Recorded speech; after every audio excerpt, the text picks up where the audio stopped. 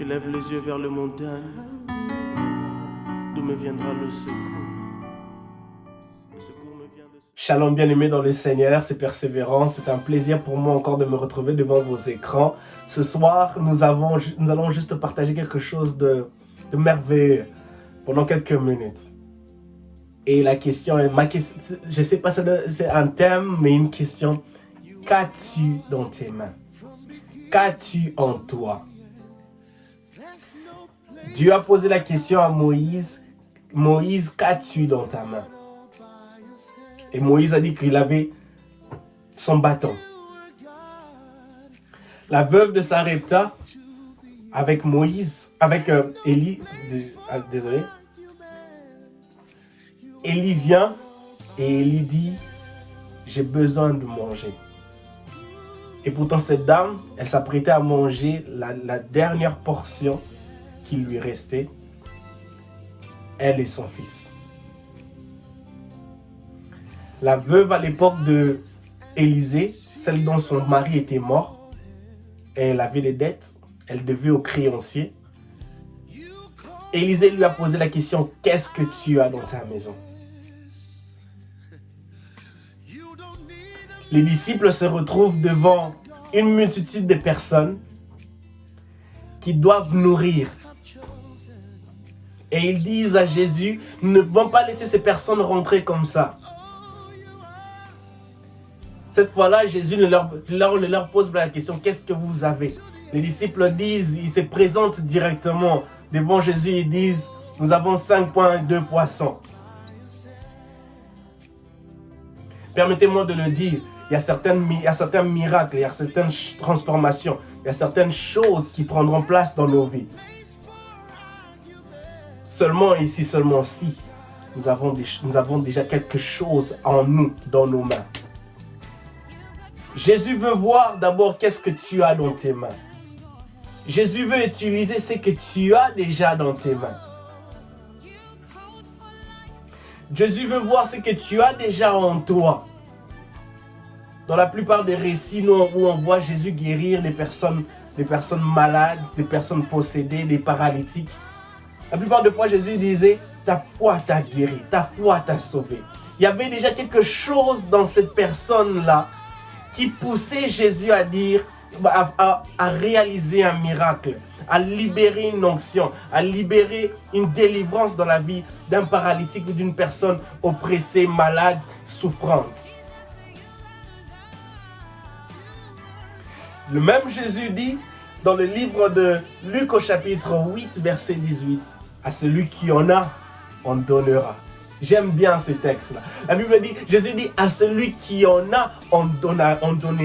À celui qui n'en a pas, on ôtera. » Qu'as-tu en toi? Mon bien-aimé frère, ma bien-aimée sœur, ne sois pas vide en toi, s'il te plaît. Je t'en prie et je t'en supplie. Ne sois pas vide. Que ton fort intérieur ne soit pas vide. Qu'il soit comblé de foi. Qu'il soit comblé d'espérance. Qu'il soit rempli de la parole de Dieu. Qu'il soit rempli d'espérance basée sur la parole de Dieu. Qu'il soit rempli de vérités bibliques basées sur les saintes écritures. Que ton fort intérieur ne soit pas vide. Puisque s'il est vide, il ne te permettra pas d'obtenir ce dont tu cherches. Tu as besoin de la foi. Et la foi vient de ce qu'on entend. Et la foi de ce qu'on entend vient de la parole de Dieu. Donc tu as besoin de remplir ton fort intérieur, ton intérieur de la parole de Dieu. De t'inonder de cela, de la parole de Dieu. Jésus a dit à cette femme qui perdait ta foi t'a sauvé. Jésus a dit à Bartimée, ta foi t'a sauvé. C'était ce qu'il y avait à l'intérieur de ces personnes-là, qui a permis à Jésus de voir que non, il y a quelque chose qui me pousse à faire un miracle dans la vie de cette personne. Il y a quelque chose qui me pousse à faire un miracle dans la vie de telle personne, de ce couple, de ce jeune, de cette famille, de ce foyer, de cette entreprise, dans la vie de cet homme. Il y a quelque chose qui m'attire, qui me pousse à dire, je dois faire un miracle dans cela. Jésus a dit, à ceux qui en ont, à ceux qui en ont, on donnera. À ceux qui n'en ont pas, on ôtera. Ne nous retrouvons pas dans la catégorie des personnes qui n'ont rien, dans la catégorie des personnes qui n'ont rien en eux. Soyons dans la catégorie de personnes là qui sont pleines d'espérance, qui sont pleines d'espérance, qui sont pleines de foi, qui sont remplis de la parole de Dieu. Et cela nous permettra d'obtenir des miracles. Et cela nous permettra d'obtenir la faveur de Dieu. Puisque Dieu, quand il verra la parole de Dieu, Dieu, quand il verra la foi en toi, quand tu es rempli de la parole de Dieu, ça te pousse à déclarer. Ça te pousse à avoir cette habitude quotidienne où tu te réveilles le matin, tu déclares des choses. Tu as cet empressement de lire la parole de Dieu. Puisque tous les systèmes, l'environnement est déjà est très bien disposé. À tel point que ta foi maintenant commence à demander plus. Elle veut grandir. Elle veut devenir de plus en plus mature, de plus en plus solide, enraciné. Qu'as-tu dans tes mains? Qu'as-tu en toi? Il est important pour nous de veiller sur cela.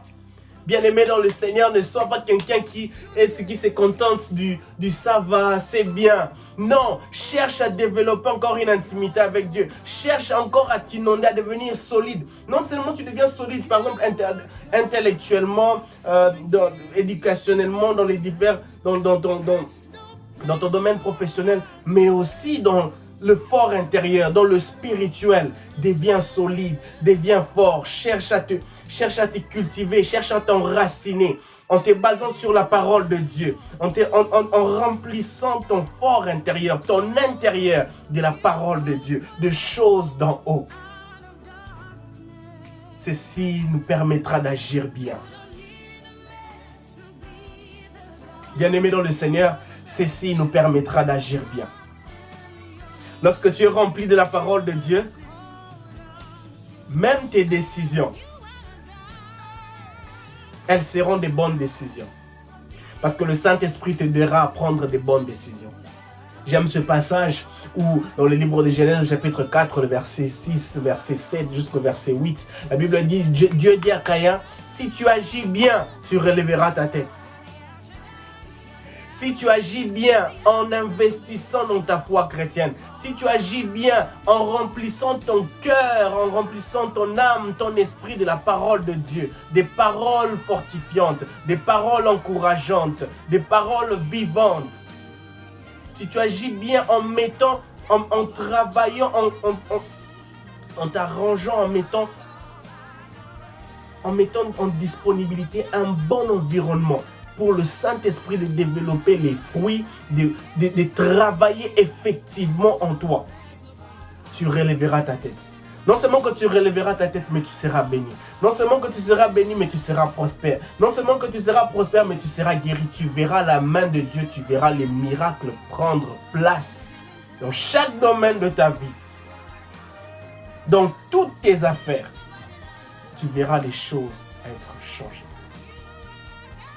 Ceci est important pour nous.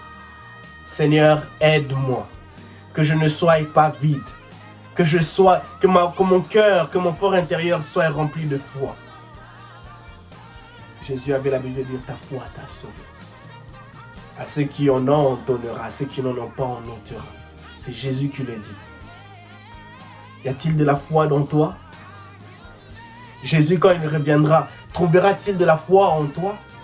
À ceux qui en ont, on donnera. À ceux qui n'en ont pas, on ôtera. Cherche à remplir ton cœur, à remplir ton fort intérieur de la parole de Dieu. David a dit dans le psaume 119, verset 25, ta parole me vivifie. J'étais mort, mais tes paroles m'ont redonné la vie. David a dit cela. J'étais mort, mais tes paroles m'ont redonné la vie. La parole de Dieu en toi te redonne la vie. La parole de Dieu en toi attire des grandes choses. La foi vient de ce qu'on entend et ce qu'on entend vient de la parole de Dieu. Pour développer une foi ferme et enracinée, tu as besoin de la parole de Dieu.